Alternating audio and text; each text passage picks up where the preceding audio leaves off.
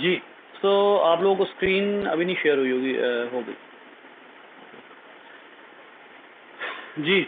सो हमने कल तक जो बात की थी ना, वो बातें जो हैं वो किस लिहाज से इम्पोर्टेंट थी टू अंडरस्टैंड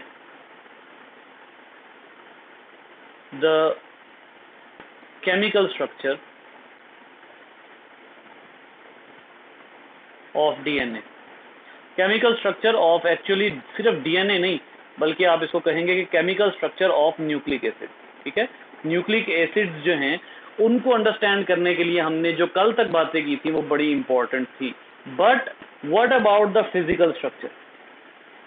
डीएनए का कोई फिजिकल स्ट्रक्चर भी होता है, तो याद रखिए कि डीएनए का एक फिजिकल स्ट्रक्चर भी है, कुछ फिजिकल प्रॉपर्टीज भी हैं डीएनए की जो हम जो है वो पढ़ते हैं।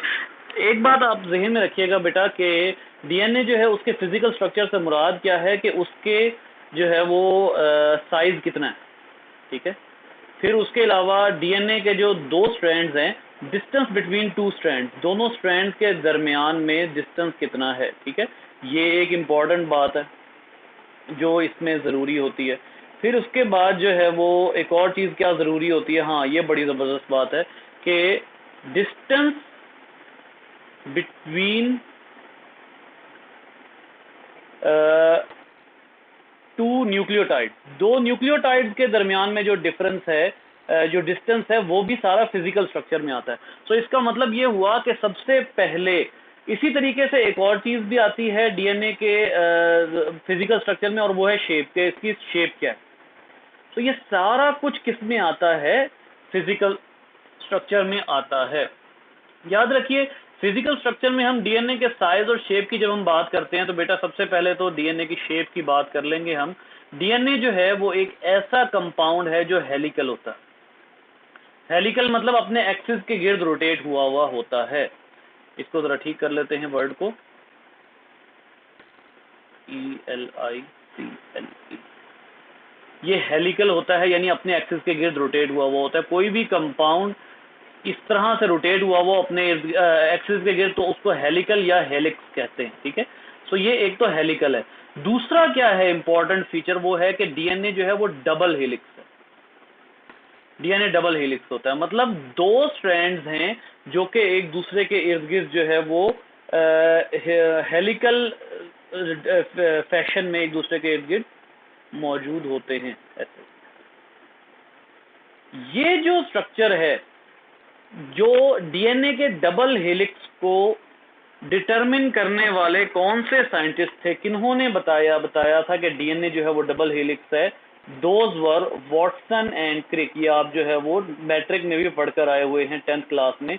वॉटसन एंड क्रिक जो है उन्होंने बताया था कि डीएनए जो है that was actually double helix. ठीक है, और याद रखिए कि it was not Watson and Crick firstly जिसने ये बात की थी कि डीएनए जो है वो डबल हेलिक्स है। शी वॉज रोजलिंड फ्रैंकलिन, एक फीमेल साइंटिस्ट थी जो अपनी पब्लिकेशन से पहले जिसकी डेथ हो गई थी, और उसके काम को थोड़ा बहुत चुरा चुरू के वॉटसन एंड क्रिक ने डबल हेलिकल स्ट्रक्चर का पेपर छापा था, जिसके ऊपर बाद में जो है वो कुछ ऑब्जेक्शंस लगे थे, तो उन्होंने नाम रिवील किया था रोजलिंड फ्रैंकलिन का।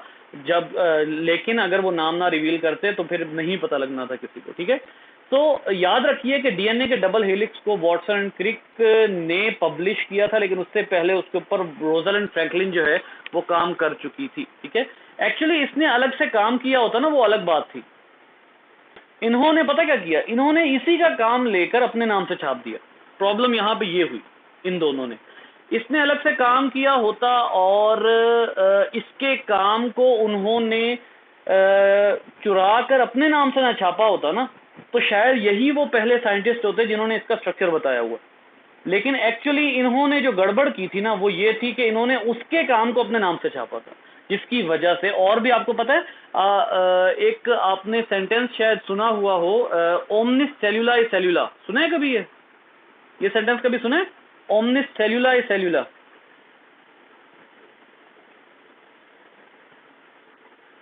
ये आप लोगों ने 9th में पढ़ा होगा, जब आप लोग 4th चैप्टर स्टार्ट करते हैं वहां पर, हाँ, जहां पर माइक्रोस्कोप मौजूद है ना, वहां पर है ओमनिस सेल्यूला सेल्यूला। आपको पता है ये भी जिस साइंटिस्ट के नाम से है ये भी गलत है, एक्चुअली वो उसका स्टूडेंट था जिसने ये नाम दिया था, ठीक है। इसी तरीके से एक और साइकिल है Calvin cycle. Calvin cycle actually Melvin kelvin का अपनी डिस्कवरी नहीं थी, उसके स्टूडेंट की थी जो उसने अपने नाम से छाप दी थी।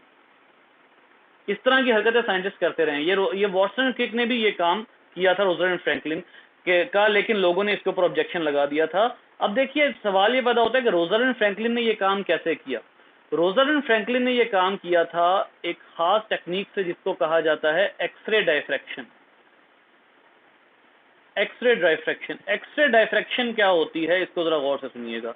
एक्सरे डायफ्रैक्शन ये है कि आपने एक्सरेज के आगे जो है वो एक अदद मॉलिक्यूल रखा, और वो मॉलिक्यूल एक्सरे के आगे रख के यहां पर आपके पास मौजूद है एक्सरे प्लेट।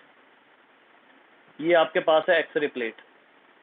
ये जो एक्सरे प्लेट है आपने ये, और यहां पर आपके पास है एक्सरे का सोर्स। आपको अच्छी तरह अंदाजा होगा, आप लोगों ने जो है वो कभी ना कभी आप लोगों को एक्सरे देखने का अंदाजा हुआ होगा। एक्सरे किस तरह होता है कि कुछ खास रेज आपकी बॉडी पे मारी जाती हैं, जितने हिस्से पे वो रेज पड़ती हैं वो सारा हिस्सा काला हो जाता है। ऐसा ही है ना, वो सारा हिस्सा काला हो जाता है और बाकी जो है जितने हिस्से पे वो रेज नहीं पड़ती वो सारा हिस्सा सफेद रहता है। एक्चुअली वो प्लेट व्हाइट कलर की होती है। एक्चुअली जो एक्सरे प्लेट होती है वो व्हाइट कलर की होती है, इसीलिए जब भी आप एक्सरे लाइट के नीचे करके देखते हैं वो व्हाइट होता है, क्योंकि जितने रीजन से एक्सरे नहीं, जितने रीजन पे एक्सरे नहीं पड़ी ना वैसा डिजाइन बन जाता है। फॉर एग्जांपल आप कहते हैं कि जी एक लेग का एक्सरे है, ठीक है, एक लेग का एक्सरे है। अब उस लेग के एक्सरे में इतना रीजन जो है वो व्हाइट नजर आ रहा है, ये दरमियान में ये बोन्स होती हैं, 2 बोन्स हैं लेग, ठीक है, और उसके बाद यहाँ पर कुछ छोटी छोटी हड्डियां होती हैं, कुछ 7 या 8, ठीक है ऐसे, और उसके नीचे जो है वो पैर की हड्डियां होती हैं। ठीक हो गया। अब इतना रीजन जो है वो सारा व्हाइट है, बाकी सारा रीजन डार्क है। ये वो वाला रीजन व्हाइट है, बाकी सारा रीजन डार्क है। इसका क्या मतलब है? इसका मतलब ये है कि जितना हिस्सा डार्क है उस पे एक्सरे आकर बमबार हो गई, और जितना हिस्सा लाइट रह गया उस तक एक्सरे नहीं पहुंची। बिल्कुल ऐसे ही जब आप इस सोर्स से एक्सरेज फायर करेंगे तो जो एक्सरेज डीएनए में, डीएनए जिन एक्सरेज को एब्जॉर्ब कर लेगा या जिन एक्सरेज को रोक लेगा वो यहां तक नहीं पहुंचेंगी, ठीक है। इसका मतलब है ये वाली रेज जो है ये आगे नहीं गई, लेकिन बाकी रेज जो ऊपर नीचे से गुजर जाएंगी या दरमियान में से गुजर जाएंगी, देखिए डीएनए के दरमियान में से भी कुछ रेज गुजरेंगी, वो इस प्लेट पे कैसा डिजाइन बना देंगी, वो इस प्लेट पे डबल हेलिकल डिजाइन बना देंगी।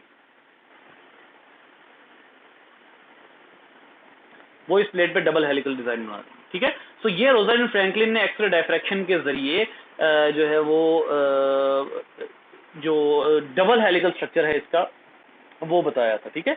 लेकिन एक चीज जो है वो वाटसन क्रिक ने बताई थी, और वो क्या था कि इस डबल हेलिकल को अगर आप ऐसे स्ट्रेट करके देखते हैं तो पता ये लगता है कि ये एक लैडर की तरह का स्ट्रक्चर है। ये लैडर की तरह का स्ट्रक्चर है। अगर आप इस डबल हेलिकल को क्यों हेलिक्स से निकाल दें, मतलब इसका हेलिकल स्ट्रक्चर सीधा कर देते हैं आप, तो एक स्ट्रैंड ये है जिसने हेलिकल बनाया हुआ था। एक्चुअली ये स्ट्रैंड पहले किस कंडीशन में था? ये स्ट्रैंड पहले इस कंडीशन में था ना, ऐसे, ये भी स्ट्रैंड इस कंडीशन में था। अगर आप इन स्ट्रैंड को सीधा कर देते हैं तो ये सीधा ऐसे लैडर शेप में आ जाते हैं, ठीक है। और उसके बाद फिर वाटसन एंड क्रिक ने एक और बात भी बताई थी कि जो एडेनिन होती है उसके और थायमिन के दरमियान में डबल हाइड्रोजन बॉन्ड होता है, और जो साइटोसिन और गुआनिन है, गुआनिन और साइटोसिन है, इनके दरमियान में ट्रिपल हाइड्रोजन बॉन्ड होता है, ठीक है। ये भी इन्होंने बताया था। फिर एक और साइंटिस्ट है ग्रिफिथ, उसने बड़ी कमाल बात की थी बेटा, ये बहुत गौर से सुनने वाली है, एमकैट में क्वेश्चन आ जाता है। उसने कहा था कि जितनी एडेनिन होगी, amount of adenine is directly proportional to amount of thymine in the DNA. क्यों बेटा? ये कोई मुझे इसका आंसर करेगा कि अमाउंट ऑफ एडेनिन थायमीन के डायरेक्टली प्रोपोर्शनल क्यों होगी? जी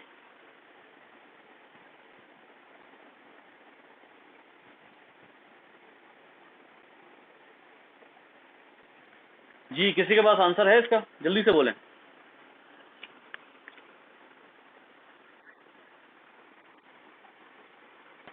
नहीं,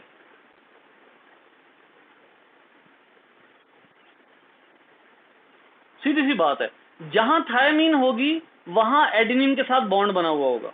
इसका मतलब ये हुआ, अब मैं आपको एक क्वेश्चन देता हूं, ठीक है। इसी तरीके से दूसरी बात हम आप पढ़ लें, ग्वानिन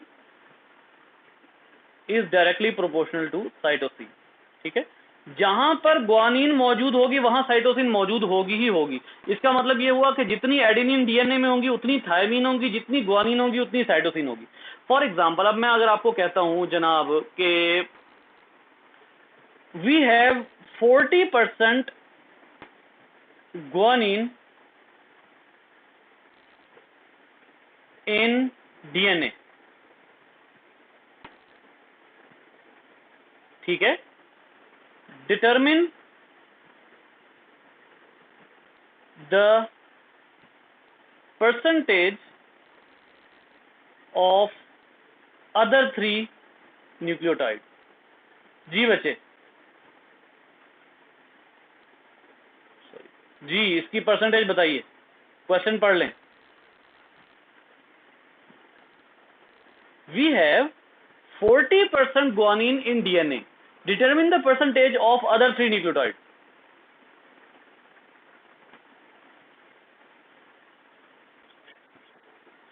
ओके, ठीक है, well done well done well done. Guanine 40% है, तो अंडरस्टूड बात है कि साइटोसिन भी 40% है। तो 40% 40% कितना हो गया? 80%, ठीक है। 80% ये हो गया, पीछे कितने परसेंट रह गया? 100 माइनस 80% जो है पीछे रह गया 20%, ठीक है। अब इसमें से 10% अगर एडेनिन होगी तो 10% ही थायमीन होगी। तो इसका क्या मतलब हुआ? 40 40 10 10 ये परसेंटेजेस हैं किसकी? बाकी नाइट्रोजन, बाकी न्यूक्लियोटाइड की ये जो है वो परसेंटेजेस हैं। ये जो है वो फ्रेडरिक ग्रिफिथ था, एक साइंटिस्ट, उसने बताया था। अगर मैं आप लोगों को आपकी बुक दिखाता हूँ, यहाँ पर उसने जिक्र किया हुआ है। सॉरी, इरविन चारगाफ, ये इरविन चारगाफ, ये वो नहीं था, ग्रिफिथ नहीं था, इरविन चारगाफ, ये टेबल है, उसमें ये साइंटिस्ट का नाम लिखा हुआ है, इरविन चारगाफ। इसने बताया था, ठीक है। Provided data about the ratios of different bases present in this molecule. Different bases की रेशियो क्या है, ठीक है। Adenine 30.9, thymine 29.4। अच्छा, एक बात आपको और बताऊं, 100% इक्वल नहीं है, लेकिन अगर आपको न्यूमेरिकल आता है तो आप 100% कह सकते हैं, ठीक है। 100% नहीं होता, लेकिन 99.9% जरूर होते हैं। मतलब ये इस बात के ट्रू होने का 100% चांस तो नहीं है, लेकिन 99.9% चांस जरूर है। जैसे आप देख लीजिए, ग्वानिन कितनी है? 19.9 मैन में, और साइटोसिन कितनी है? 19.8। एडेनिन कितनी है? 30.9। थायमीन कितनी है? 29.4।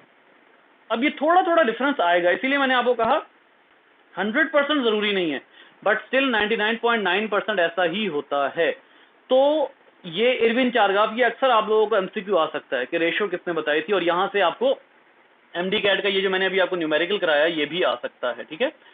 तो फिजिकल स्ट्रक्चर का बकिया हिस्सा पढ़ते हैं जी बेटा। इसके बाद चलते हैं फिजिकल स्ट्रक्चर डीएनए के हवाले से, कि जो डीएनए का फिजिकल स्ट्रक्चर होता है उसमें हमने 2-3 बातें कर ली। नंबर 1,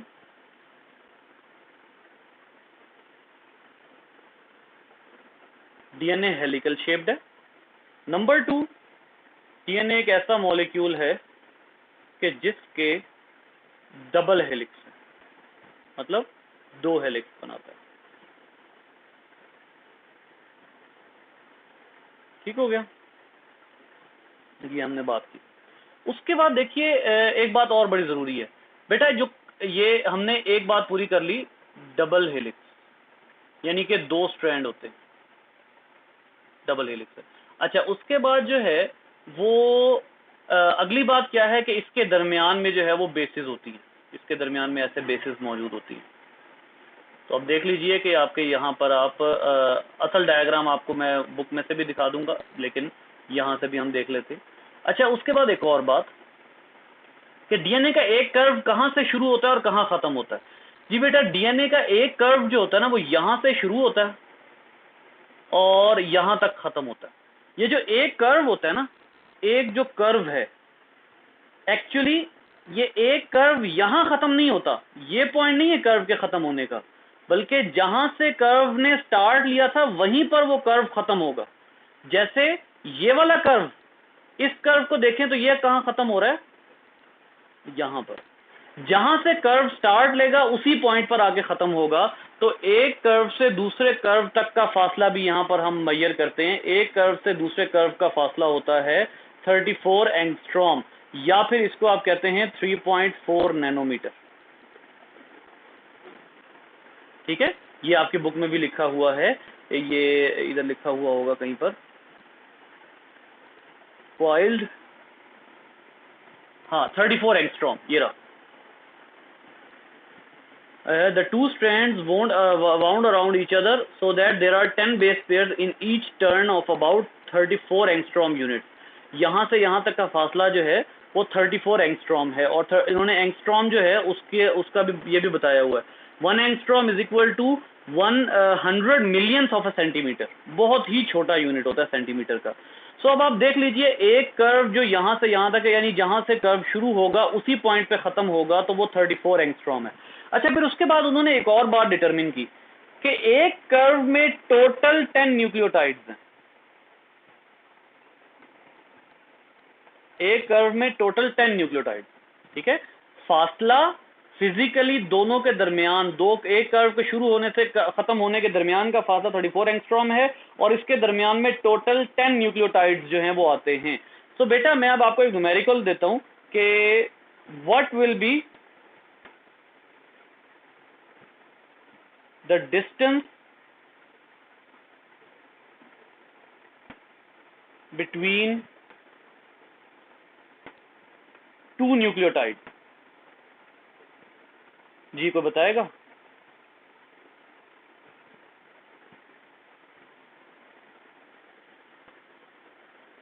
दो न्यूक्लियोटाइड्स के दरमियान का फासला कितना होगा?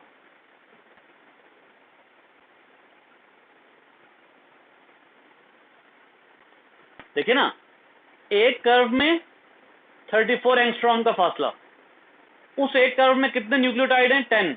अब बताइए दो न्यूक्लियोटाइड्स में कितना फासला होगा?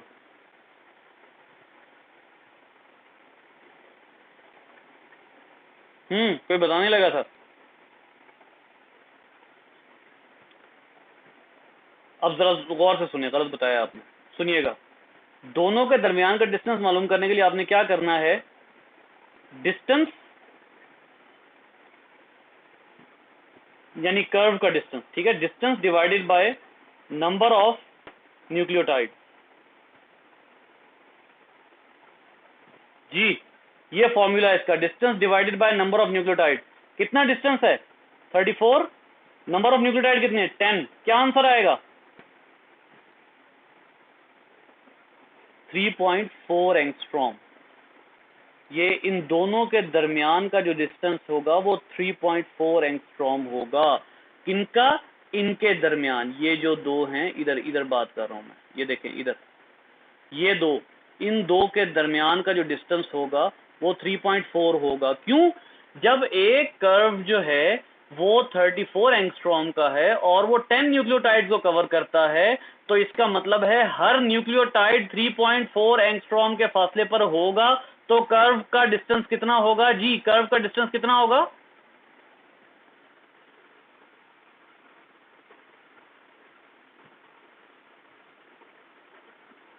ओहो, आपने क्वेश्चन ठीक तरह नहीं सुना। मैंने कहा कि हर न्यूक्लियोटाइड दूसरे से 3.4 के फासले पर होगा, तो कर्व का डिस्टेंस कितना बनेगा?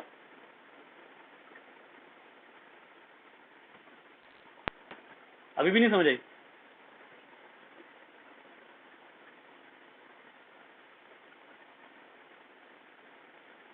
क्वेश्चन समझिए यार। देखें, ए जी सी टी, ए जी सी टी, कितने हो गए? 1 2 3 4 5 6 7 8 जी सी। जी, ये बन गया आपका एक कर्व। कितना फासला है एक कर्व का? यहां से यहां तक कितना डिस्टेंस कवर करता है? 34 एंगस्ट्रॉम। ठीक हो गया। कितने न्यूक्लियोटाइड्स है? 10। हमने क्या कहा कि 10 न्यूक्लियोटाइड में अगर हमने दो के दरमियान का डिस्टेंस मेजर करना है, कोई से दो के दरमियान का, तो जितना डिस्टेंस है उसको एक कर्व के नंबर ऑफ न्यूक्लियोटाइड से डिवाइड कर दो। एक कर्व के नंबर ऑफ न्यूक्लियोटाइड्स हैं 10, ठीक है, 10 न्यूक्लियोटाइड एक कर्व में आ रहे हैं, और डिस्टेंस कितना है एक कर्व का 34, तो ये कितना बनेगा 3.4 एंगस्ट्रॉम। यानी इन दो न्यूक्लियोटाइड्स के दरमियान में, इन दो न्यूक्लियोटाइड्स के दरमियान में 3.4 एंगस्ट्रॉम का डिस्टेंस आ गया, ठीक है। अब मैं क्वेश्चन को उलट रहा हूं, कितने फासले से न्यूक्लियोटाइड्स मौजूद होंगे जो एक कर्व 34 एंगस्ट्रॉम का बनेगा?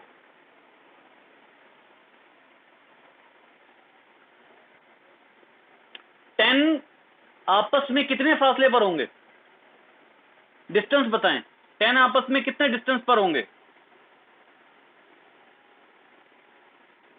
अल्लाह के बंदे 3.4।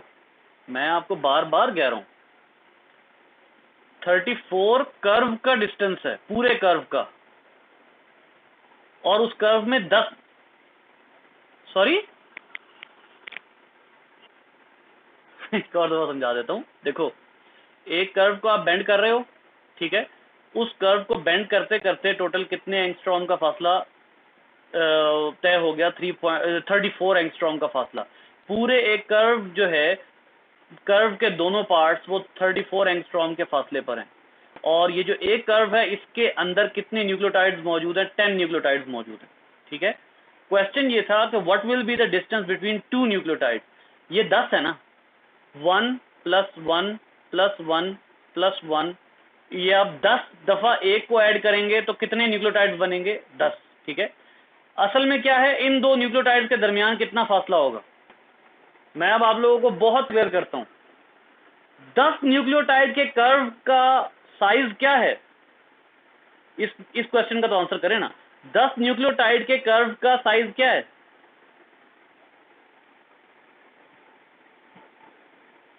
जी बिल्कुल, 10 न्यूक्लियोटाइड के कर्व का साइज है 34 एंगस्ट्रॉम। तो 10 न्यूक्लियोटाइड आपस में कितने फासले पर मौजूद होंगे जो वो 34 एंगस्ट्रॉम का कर्व बनाएंगे? आपस में कितने फासले पर होंगे? ये इतनी सी बात है। ये बड़ी सिंपल सी बात थी ना, कि पहले आप एक कर्व का साइज देखें, फिर देखें कितने न्यूक्लियोटाइड्स हैं, ठीक है। इसका मतलब ये हुआ कि अगर वो 34 एंगस्ट्रॉम है और वो 10 न्यूक्लियोटाइड्स को अकोमोडेट कर रहा है, तो कितने फासले पर 10 न्यूक्लियोटाइड रखेंगे तो 34 एंगस्ट्रॉम बनेगा। आप 3.4 के फासले पे सारे न्यूक्लियोटाइड रखते जाएं, आंसर क्या आ जाएगा? 34। अब क्लियर हुआ? आपने कहा था ना दोबारा रिपीट करने को, कासिम? ओके, चलिए, उम्मीद है आप क्लियर हो गया होगा।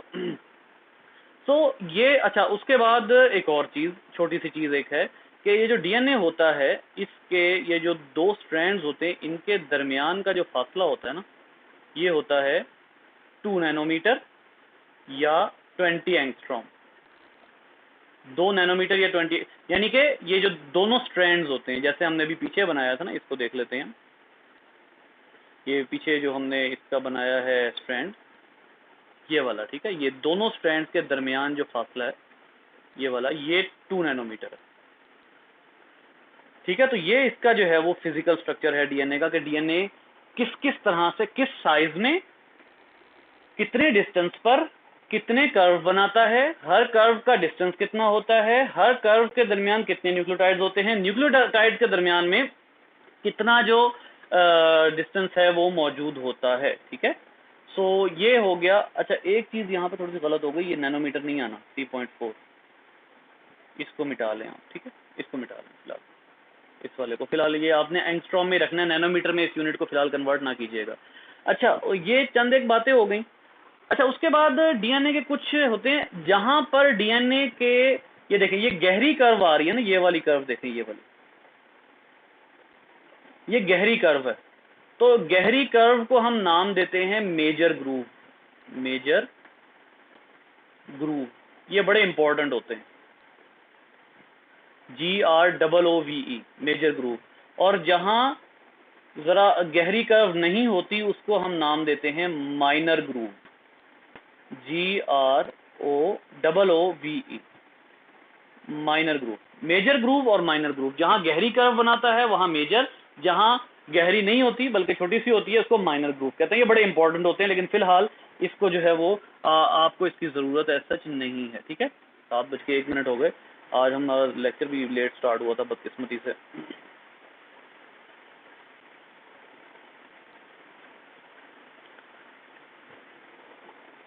बस यार वो बैड लक ही बड़ी चली है ना, जिस तरह मैंने आपको बताया था।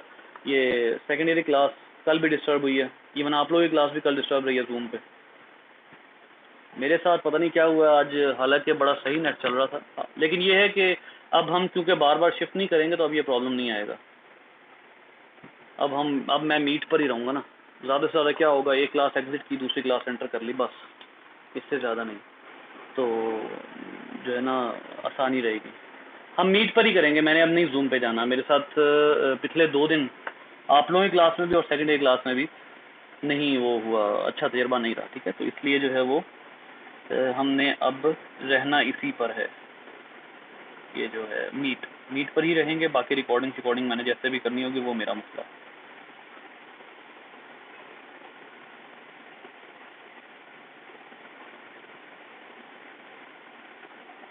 जी, कोई सवाल आप लोगों का समझ आ गया बेटा आज?